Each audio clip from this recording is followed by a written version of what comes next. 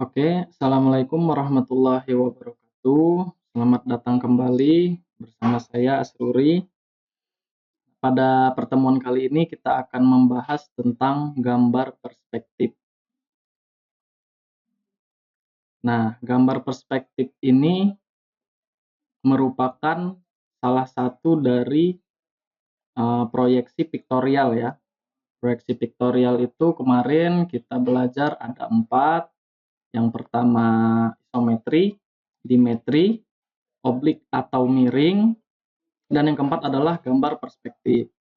Nah, pada pertemuan kali ini kita akan membahas yang pertama pengantar gambar perspektif, yang kedua manfaat perspektif, lalu pembagian perspektif, ini ada jenisnya dan sudut pandang atau titik pandang, yang terakhir adalah unsur perspektif.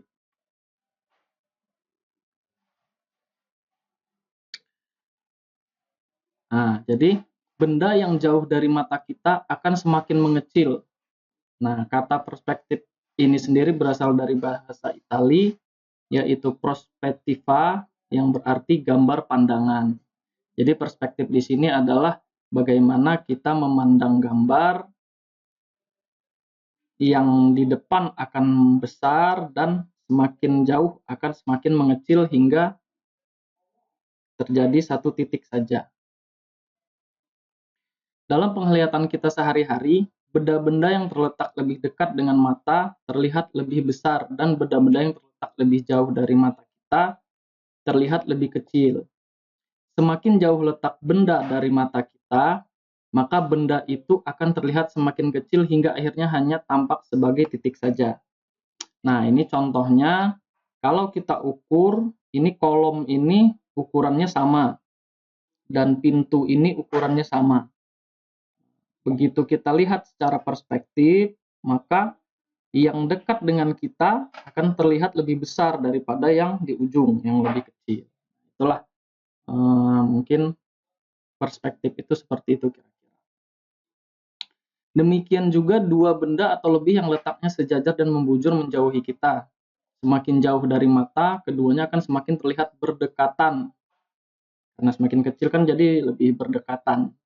Akhirnya saling berhimpit dan menjadi satu titik. Secara umum, garis perspektif bisa diartikan sebagai penggambaran ruang 3 dimensi dan bidang gambar 2 dimensi, di mana garis dalam gambar menjelaskan keberadaan jauh dan dekat, besar kecil sebuah benda sebagai objek dalam sebuah penggambaran. Nah, di kedua gambar ini kita melihat meja ini tambah lama ke ujung tambah kecil terlihatnya. Sama seperti jalan ini, dia akan membentuk hanya satu titik saja. Jadi makin lama, makin jauh, makin kecil ya kita memandangnya. Nah, coba kita lihat sebuah benda yang berukuran sama, tetapi letaknya masing-masing berbeda. Apa yang tampak? Pastinya benda yang jauh dari mata kita akan terlihat lebih kecil dengan benda yang lebih dekat mata kita. Sebagai ilustrasi, perhatikan gambar ini. Nah, jadi di gambar ini kita akan melihat titik A, B, C, dan D dengan batas garis horizon sebagai titik lenyapnya. Titik lenyap bisa titik hilang.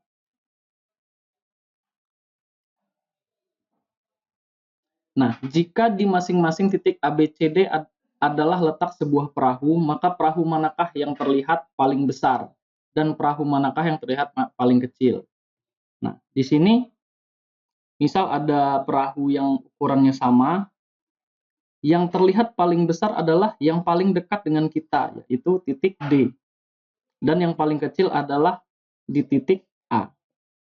Itu prinsip perspektif.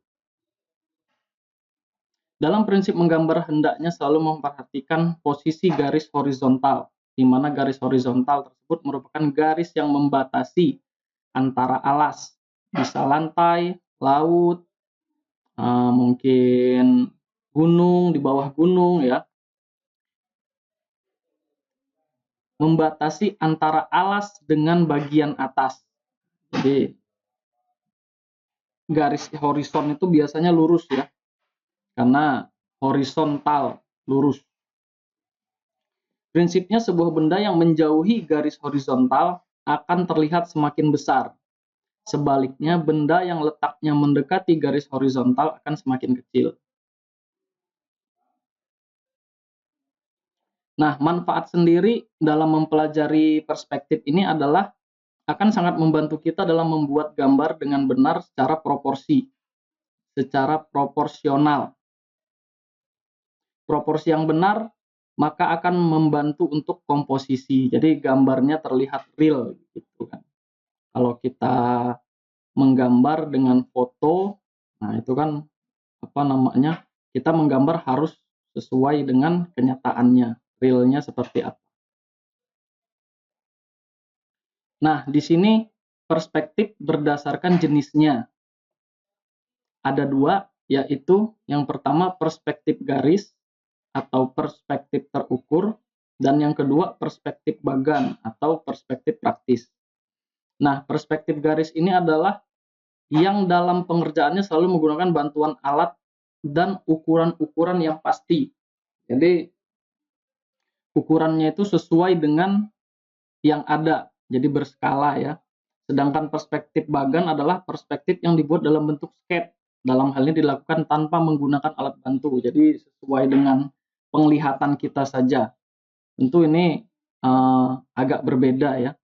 Biasanya sih dipakai oleh orang arsitek, namun mahasiswa teknik sipil harus mengetahui juga. Nah, berdasarkan titik pandangnya, perspektif kita bagi menjadi 3. Yang pertama, one point perspektif atau perspektif satu titik hilang. Yang kedua, 2 titik. Yang ketiga, 3 titik. Nah, perspektif berdasarkan pandangan pengamat ini bisa kita bagi 3 juga.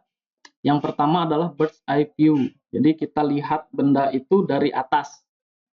Jadi bendanya ada di bawah, mata kita ada di atas, sehingga bagian atas dari benda itu terlihat. Nah, sedangkan yang kedua street level.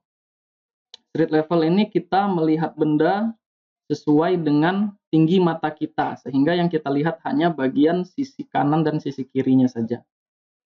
Nah, yang ketiga adalah warm eye view. Kita lihat dari atas, bendanya di atas, kita lihat dari bawah. Jadi sisi bawah bendanya terlihat. Nah, di sini ilustrasi ini menggunakan 2 titik poin ya, vanishing point, titik lenyap kiri dan titik lenyap kanan. Jadi 2. Jadi dari penjelasan tadi ini adalah yang kedua.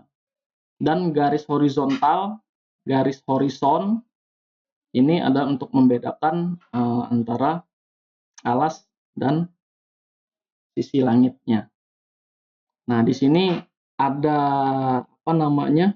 garis bantu dari setiap benda ke titik lenyap. Nah, ini hanya sebagai garis bantu yang memandu benda ini sehingga mudah kita untuk penggambarannya. Nah, yang pertama, 1 titik lenyap, yaitu cara penggambaran objek yang posisi objeknya lurus dengan pandangan mata. Sistem perspektif ini digunakan untuk menggambar objek atau benda yang terletak relatif dekat dengan mata. Nah, jadi karena letak objek yang cukup dekat, akibatnya mata kita memiliki sudut pandang yang sempit, sehingga garis-garis batas benda hanya akan menuju 1 titik lenyap, kecuali bila sejajar dengan horizon dan tegak lurus terhadapnya. Jadi, kalau kita lihat di sini, titik horizonnya berada di tengah ya.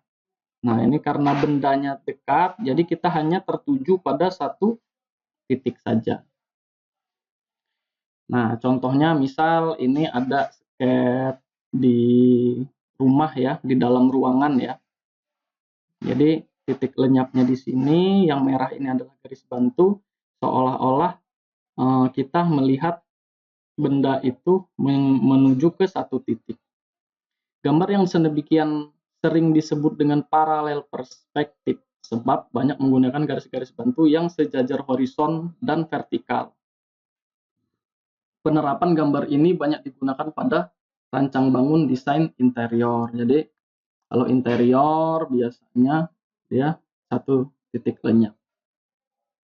Nah, prinsipnya dalam satu titik lenyap seperti biasa ada garis horizon, ada finishing point atau titik lenyapnya. Nah, jadi bendanya ini yang di depan ini sisinya menuju ke titik lenyap. Jadi sisi ini menuju ke titik lenyap. Nah, setiap sisi dibantu oleh garis bantu ya, garis bantu untuk membantu dia ke titik lenyap. Jadi semakin ke arah ke titik lenyap, maka gambarnya akan semakin mengkerucut, mengecil. Nah, ini adalah salah satu contohnya kalau outdoor ya, satu titik lenyap. Jadi karena bendanya berdekatan dengan kita, maka kita hanya tertuju pada satu titik lenyap. Ini contohnya selasar ya, ini ya. Selasar, bisa juga eskalator, kan ini tertutup, jadi pandangan mata kita hanya tertuju pada satu titik.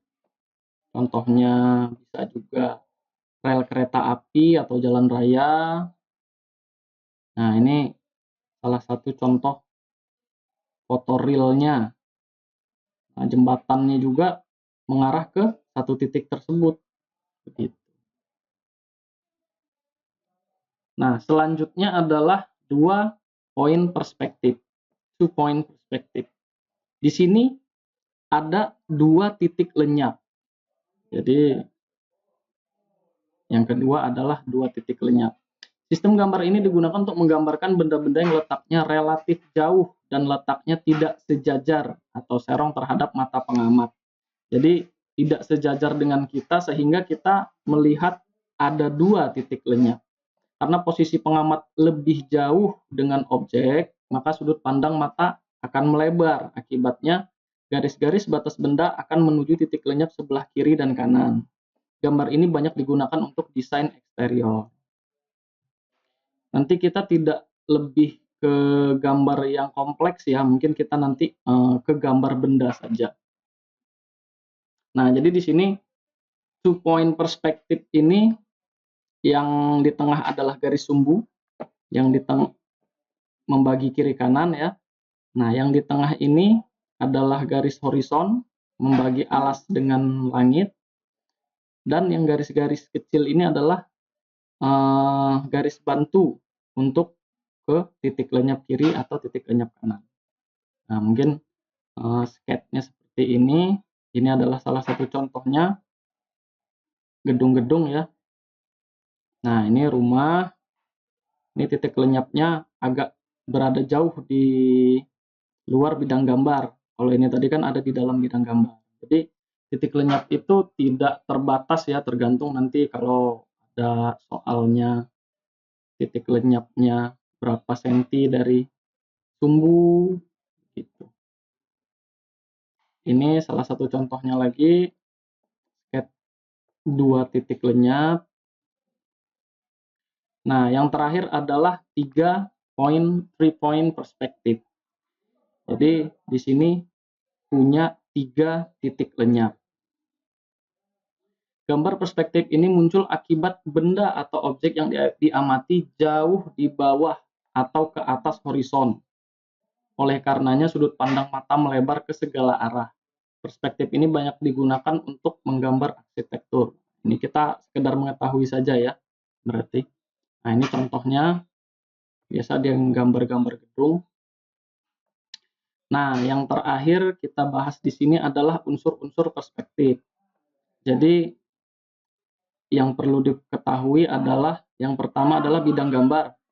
Bidang gambar ini artinya gambar perspektif itu dibuat. Jadi misal bidang gambar kita ada di kertas A4 atau di kertas A3. Yang kedua adalah bidang tanah. Bidang tanah adalah bidang datar yang dibatasi oleh garis tanah dan garis horizon. Jadi nanti ada 2 garis, garis atas dan garis bawah. Yang atas adalah horizon, yang di bawah adalah bidang tanah. Nah, disitulah batas gambarnya. Garis horizon atau cakrawala atau kaki langit adalah garis yang menunjukkan tingginya mata pengamat objek atau garis yang menunjukkan batas pandangan mata terjauh. Ya, jadi nanti titik lenyapnya itu pasti hilang di garis horizon. Gitu.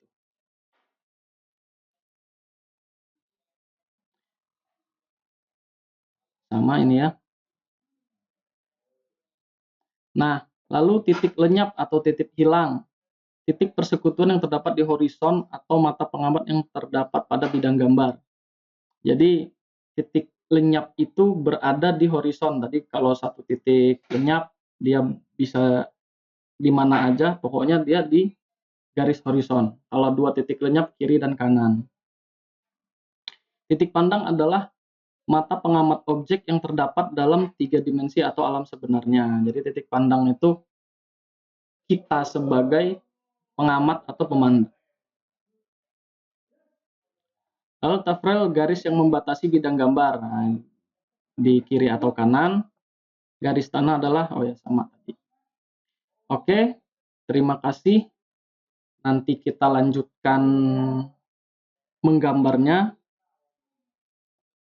dengan program AutoCAD untuk lebih jelasnya. Terima kasih. Assalamualaikum warahmatullahi wabarakatuh.